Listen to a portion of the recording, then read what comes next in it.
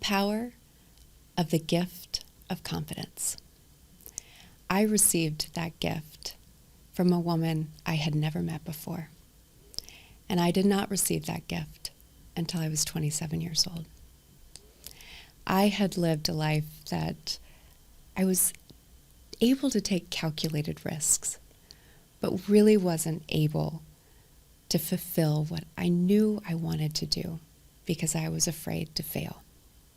And one day I was given the gift of confidence in a way that completely changed my life. In fact, I was living here in College Station, Texas, and I was working for Congressman Chet Edwards. And a good friend of mine called me one Friday morning and asked me to go to a women's conference in San Antonio, Texas. And she said, the kick is we need to leave in 2 hours. So I quickly made the decision to go to this conference in San Antonio, packed a bag, and we hit the road. And it was an incredible conference with speakers from all over the country, all over the world.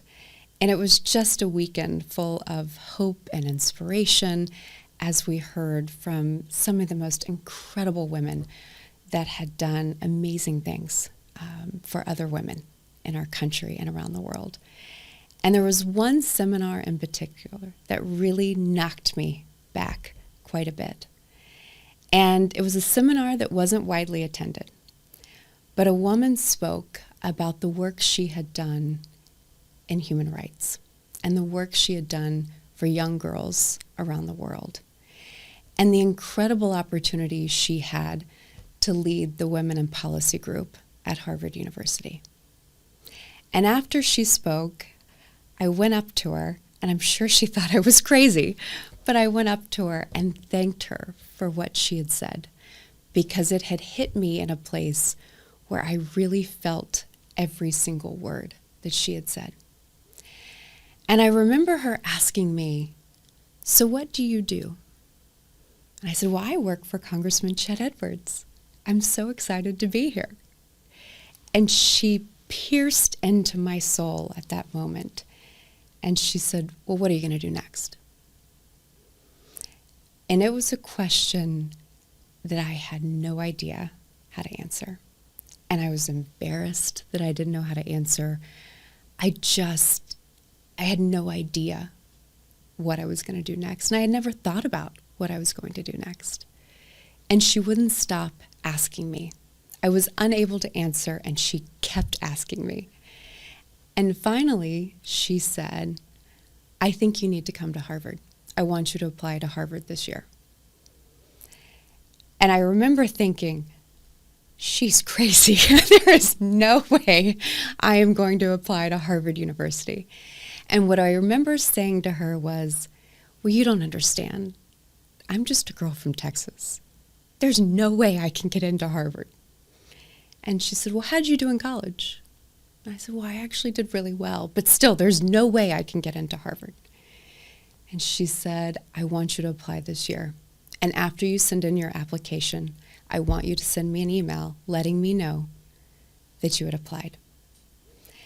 So I went home. I started looking through my GRE scores, making sure they were even somewhat respectable to send in.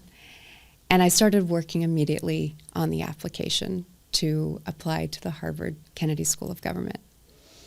And I turned in my application, and I flew up to Boston for my interviews.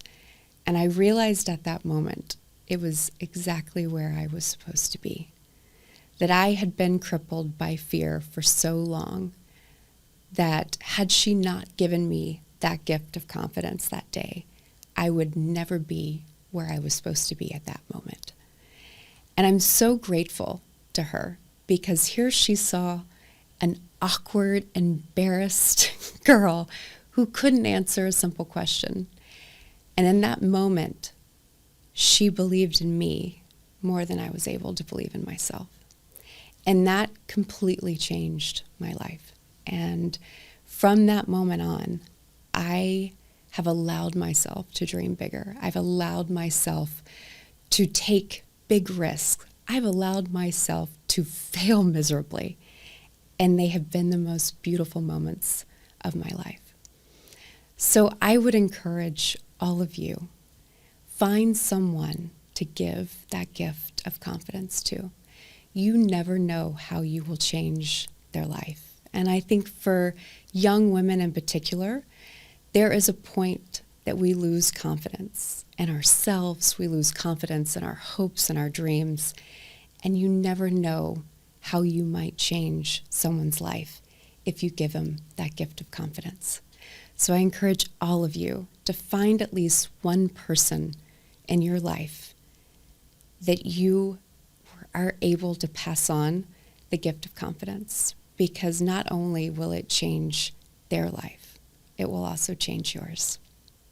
I continue to take risks. I continue to fail and learn from them. I continue to do the things that I love and that I'm passionate about and to succeed at, because I am a persister.